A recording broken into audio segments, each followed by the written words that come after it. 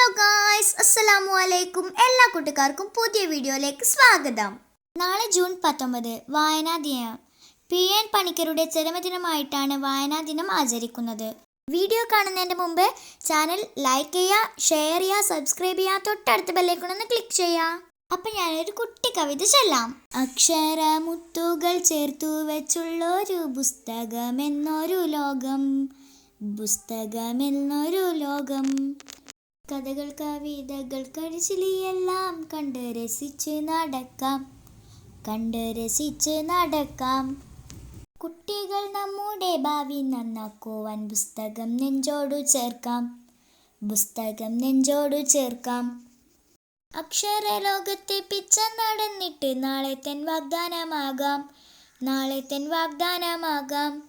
അക്ഷരമുത്തുകൾ ചേർത്തു വെച്ചുള്ളൊരു പുസ്തകമെന്നൊരു ലോകം, പുസ്തകമെന്നൊരു ലോകം.